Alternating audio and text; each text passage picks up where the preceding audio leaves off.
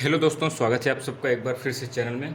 दोस्तों, हम इस वीडियो में बात करने वाले हैं आपके यूपीपीएससी जो आपका आर ओ का मेंस एग्ज़ाम होगा, उसमें हम ये देखने वाले हैं कि आपको यदि मुख्य परीक्षा के लिए निबंध जो ऐसे राइटिंग आता है और साथ ही आपका समान हिंदी और आलेखन का जो पेपर होता है उसके बारे में बात करने वाले हैं कि आपको कैसे क्या है तैयार करना, किन बुक्स से आप इसे तैयार कर सकते हैं। तो यहाँ पे जैसा कि आप देख सकते हैं, ये निबंध की एक बुक है यूथ कंपटीशन की, ठीक है। ये आप देख सकते हैं पिछले साल के जितने भी सॉल्व पेपर वो हैं, और ये देखिए आपकी समान हिंदी और आलेखन के लिए है, ठीक है, जो आपके हिंदी का मुख्य परीक्षा का पहला पेपर होता है। और इसके बाद बात करते हैं, ये देखिए आपके लिए यूपीएससी का ही ये बुक है। पिछले 7 सालों में लगभग 2013-2019 तक के ये पुरानी है। नई आप क्वेश्चन पेपर भी देख सकते हैं, या आप नई ले भी सकते हैं।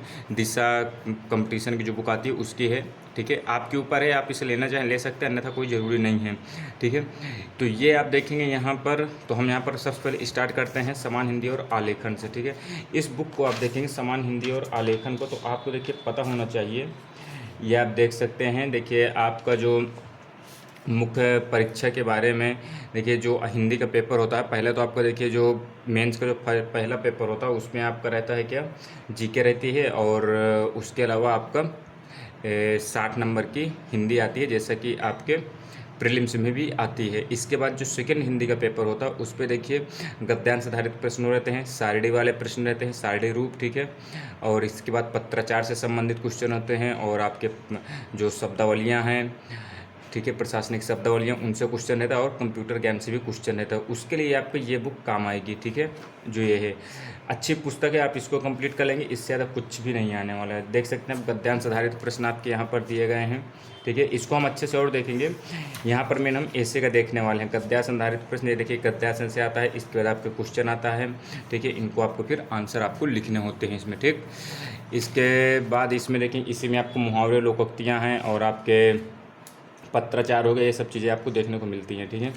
अब यहाँ पे यदि हम देखें मुख्य चीज़ है निबंध के लिए, तो निबंध के लिए देखिए ये किताब आपके लिए बहुत ही बेनिफिशियल होने वाली है, क्योंकि इस किताब में आपको प्रीवियस ईयर में जितने भी क्वेश्चन हुए हैं आप देख सकते हैं, क्योंकि ये मेन यहाँ पर देख मुख्य में देखिए खंड का में साहित्य, संस्कृति, सामाजिक क्षेत्र और राजनीतिक क्षेत्र चीज़ें हैं। खंड खा में विज्ञान, पर्यावरण, प्रौद्योगिकी, आर्थिक क्षेत्र और कृषि, उद्योग, व्यापार से आता है। और खंड का में आपके देखिए ये 3 टॉपिक कवर होते हैं।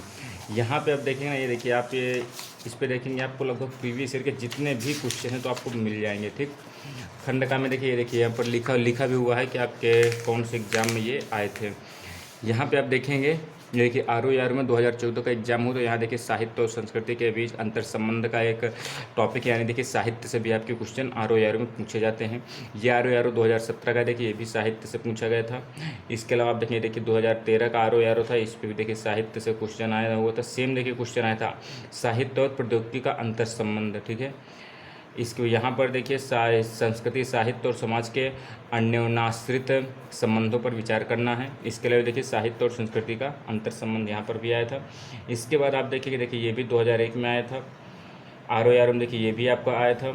आर में देखिए ये आया था, और 1989 वाले एग्जाम में भी आया था। 1989 में भी देश प्रेम और राष्ट्रभाषा हिंदी। इसके बाद देखिए सामाजिक क्षेत्र की बात करें, देखिए 2021 में आया था शिक्षा और नैतिक मूल्य। आप देख सकते हैं किस फील्ड से क्वेश्चन आता है, साहित्य से भी आता है, सामाजिक क्षेत्र, सोशल इशू से भी आपके क्वेश्चन इसमें बनते हैं। यहाँ पर देखें, ये देखिए 2021 का जो आर को हुआ था मेंस, गरीबी रेखा की तलाश, सामाजिक समता का प्राथमिक प्रयास है, ठीक। इसके बाद देखिए ये भी 2021 में आया था, भारतीय जन जीवन की विविध चुनौतियाँ। ये आप देख सकते हैं, इससे अंदाजा लगाइए। देखिए यहाँ पर 2016 में भी आया, 2013 में भी आया है। वर्तमान समाज और युवकों की रचनाशीलता, तो आपके सोशल इशू से देखिए आप अच्छे खासे क्वेश्चन बनते हैं, हर साल आता है। 2017 में आया था, ये देखिए 2017 में आया था, 2017 में ये भी आया था, ठीक है। इसके बाद देखिए ये आर में आया था, ये देखिए काफ़ी ज़्यादा क्वेश्चन आज यहाँ आते हैं। इसको देखिए राजनीतिक क्षेत्र की बात कर लेते हैं, तो राजनीतिक क्षेत्र में भी आपके देखेंगे, ये देखिए ये 2021 में आया था, वर्तमान राजनीति का परिदृश्य और उसका भावी प्रभाव, ठीक, ये आया था। इसके अलावा आप देखेंगे इस पर ये देखिए 2013 में आया था, 2014 में भी आया था, 2016 में भी आया था यहाँ से क्वेश्चन, 2010 में आया था। ये देखिए लोकपाल बनाम जन लोकपाल, ये देखिए 2010 में आया था। 2006 का जो एग्जाम हुआ था राजनीति, राजनीतिक और जनता अंतर संबंध और परिणाम, ये आया था। इसके बाद ये आया था गठबंधन सरकार वर्तमान और भविष्य, ये क्वेश्चन आया था। इसके बाद देखिए खंड खा में देखिए आप विज्ञान पर्यावरण और प्रौद्योगिकी क्या यहाँ से आते हैं, तो दोस्तों यहाँ से भी आते हैं, देख सकते हैं आप। 2021 में आया था पर्यावरण परिरक्षण और प्रदूषण निवारण की महत्ता को यहाँ पर बात करनी थी हमें। 2016 में देखिए आया था पर्यावरण प्रदूषण ही महामारियों का मूल है, ये क्वेश्चन आया था। इसके बाद देखिए 2013 में स्पेशल पेपर जो हुआ था, ये पर्यावरण प्रदूषण का मूल कारण है वैचारिक प्रदूषण। इसको देखिए ROR 2010 में भी आया था, भारत में कंप्यूटर क्रांति और बढ़ती हुई बेरोजगारी, मोबाइल फ़ोन एवं परिवर्तित हो रहे जीवन मूल्य, ये भी आया था। तो ये देख सकते हैं आप काफ़ी क्वेश्चन आपके विज्ञान प्रौद्योगिकी से भी बनते हैं, साइंस से। इसके बाद देखिए अब बात करते हैं यदि हम आर्थिक क्षेत्र से, तो यहाँ से भी क्वेश्चन बनते हैं। देखिए UPPCS देखिए ROR में आया था कोरोना महामारी से उत्पन्न आर्थिक संकट और उसके दुष्परिणाम। तो आप यहाँ पे देखें 2016 का इसका दोस्तों एग्जाम हुआ 2016 वाले का 2021 में, उसी कारण से क्वेश्चन बना है, ठीक है। ये देख सकते हैं हम 2010 में जो हुआ था, भारत में प्रत्यक्ष विदेशी पूंजी निवेश जो आपका FDI होता है एवं घरेलू उद्योग के बारे में पूछा गया। देखिए 2000 में आया था, ये भी 2000 में आया था। कृषि उद्योग और व्यापार की बात कर लेते हैं, तो देखिए 2016 में आया, 2017 में आया इससे क्वेश्चन, इससे संबंधित, ठीक है, ये आप देख सकते हैं। इसके बाद देखिए राष्ट्रीय एवं अंतर्राष्ट्रीय घटनाक्रम से भी टॉपिक आते हैं आपकी। देखिए ये देखिए 2021 में आया था तृतीय विश्व युद्ध की आशंका और भारत की नीति, ये क्वेश्चन आया हुआ था। और यदि हम बात करते हैं यहाँ पर 2016 में भी आया था, तो आप देख सकते हैं। देखिए प्राकृतिक आपदाओं से भी आपके क्वेश्चन बनते हैं। 2021 में आया था, देखिए ROR में, 2006 में भी आया था, 2014 में भी आया था। राष्ट्रीय विकास योजनाएं एवं परियोजनाएं देखिए बात करें यदि, तो यहाँ भी देखिए 2016 में आया था, नई शिक्षा नीति के बारे में क्वेश्चन आया था। ROR में 2014 में भी, 2013 में भी, 2010 में भी। तो काफ़ी महत्वपूर्ण ये टॉपिक जितने हैं, तो आप देख सकते हैं लगभग देखिए यहाँ पर 500 कितने हैं, 523 हैं जो आपके लिए महत्वपूर्ण हैं। यहाँ पर देखिए ROR में बात करें कितने क्वेश्चन, 360 आपके टॉपिक यहाँ पर दिए गए हैं। 360 टॉपिक यदि आप ROR के सिर्फ कर लेंगे तो मुझे नहीं लगता आपके इससे बाहर क्वेश्चन जाने के चांस बनेंगे, तो ये आपको ध्यान देना है। टोटल देखिए 523 हैं। अब देखिए निबंध क्या है, इसके बारे में थोड़ा सा आपको ये दिया गया है कि निबंध को लिखने का कैसा आपका तरीका होना चाहिए, निबंध लेखन की कला, निबंध क्या है, निबंध का स्वरूप क्या है, ठीक।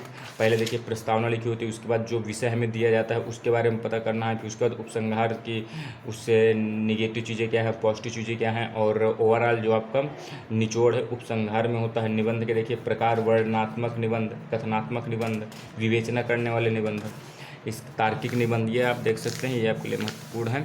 अब देखिए यहाँ से आपके निबंध शुरू हो जाते हैं।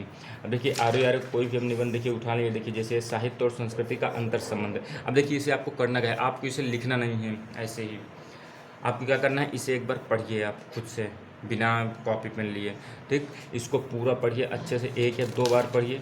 इसके बाद आप कॉपी पेन उठाइए, इसे बंद कर दीजिए और इसके बाद स्वयं से लिखने का प्रयास करिए। ये मत देखिए कि मेरा गलत हो रहा है, सही हो रहा है, आप ये देखिए कि मुझे कितना इससे संबंधित जो फैक्ट्स हैं या आपकी जितनी भी चीज़ें तैयार हैं, आपको जो ज्ञान है इससे संबंधित, इस टॉपिक से संबंधित जो भी इधर उधर का है उसे लिखने का प्रयास करिए, समेटिए। शब्दकोश जितना आप बड़ा करेंगे उतना ज़्यादा निबंध को लिखने में आपको फ़ायदा होगा, ठीक है, ये आप ध्यान दीजिएगा। इसका देखिए आगे हम यदि बात करते हैं खंड खा की बात करते हैं कि विज्ञान और प्रौद्योगिकी में यही चीज़ है। आपको जैसे देखिए 2021 में आया था समसामयिक परिप्रेक्ष्य में पर्यावरण परिरक्षण और प्रदूषण निवारण की महत्ता, इसे भी ऐसे ही करना है। आपको पूरा पहले पढ़ना है, ठीक। इसके बाद पढ़ने के बाद आपको यहाँ तक पूरा कंप्लीट पढ़िए, 2 बार पढ़िए, 3 बार पढ़िए। इसके बाद स्वयं से लिखने का प्रयास करिए, आप कितना लिख पा रहे हैं, उसके बाद मिलाइए कितने टॉपिक आप मिला पा रहे हैं, कितना आपको ज्ञान इससे हुआ है। और इसका सबसे अच्छा तरीका है, अगर आपको अपने शब्दकोश को मजबूत करना है तो पर डे जो कोई भी आपके पास न्यूज़पेपर आता हो, दैनिक जागरण, अमर उजाला, जनसत्ता, इंडियन एक्सप्रेस वगैरह, तो देखिए इंग्लिश में आते हैं, आपको हिंदी वाले देखना है। खासकर दैनिक जागरण हो गया, अमर उजाला हो गया, ये जनसत्ता तो सबसे बेहतरीन रहता है। जो भी आपके पास आता हो उसमें जो संपादकीय पेज रहता है, ठीक है। लास्ट तरफ से लास्ट में, लास्ट वाले पेज से तीसरे या चौथे पेज में ही आपको संपादकीय पेज मिलता है। तो आपको उसे ज़्यादा से ज़्यादा पढ़ना, उसे आप जितना ज़्यादा पढ़ेंगे तो आपका शब्दकोश मजबूत होगा। और वो भी कर सकते हैं कि आप उसे पढ़ें, उसके बाद उसे 1-2 बार या 3 बार पढ़ें, उसके बाद अलग से कॉपी में लिखने का प्रयास करें, जिससे आपका शब्दकोश मजबूत होगा और आपके दिमाग में काफ़ी चीज़ें कंठस्थ होंगी। तो आप उसे अपने राइटिंग के माध्यम से कॉपी में उतार सकते हैं। जब तक देखिए शब्दकोश मजबूत नहीं रहेगा, आपके पास डाटा नहीं रहेगा, तो आप निबंध नहीं लिख सकते हैं। ये चीज़ आपको ध्यान देना है, ठीक है। तो आपके लिए ये बुक काफ़ी ज़्यादा महत्वपूर्ण होने वाली है। बाकी देखिए इसकी घटना चक्र भी आ जाएगी, तो मैं आपको उसे भी दिखाऊंगा, ठीक है। रही बात देखिए ये IAS IPS की, इसमें भी देखिए आपको जैसे कि आपको पता है, देखिए साइंस से आपके क्वेश्चन आते हैं, सोशल इश्यूज से आते हैं और पर्यावरण से भी आते हैं। तो आपको ये ध्यान देना है, उससे भी आप इन्हें देख सकते हैं। अब देखिए यहाँ पर ये देखिए, जैसे देखिए पर्यावरण से भी आपको क्वेश्चन आता है यहाँ पर, ठीक है। RO में भी, कृषि से भी क्वेश्चन बनता है, अर्थव्यवस्था से भी क्वेश्चन बन जाता है, विज्ञान प्रौद्योगिकी से भी बन जाता है, अंतर्राष्ट्रीय संबंध से भी देखिए बन जाते हैं आपके क्वेश्चन। तो आपको काफ़ी ज़्यादा महत्वपूर्ण होने वाला है। यहाँ पर आगे देखते हैं हम, एक सेकेंड।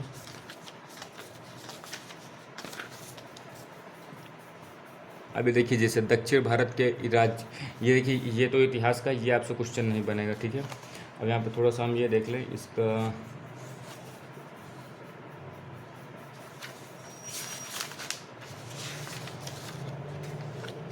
एक सेकंड। देखिए प्रश्न पत्र 1 है, प्रश्न पत्र 2 है। प्रश्न पत्र 1 में देखिए आपके राष्ट्रीय अंतर्राष्ट्रीय महत्व की समसामयिक घटनाएं आती हैं। तो देखिए इसमें देखिए मंदिर वास्तुकला, ये देखिए इतिहास से संबंधित है। इसके बाद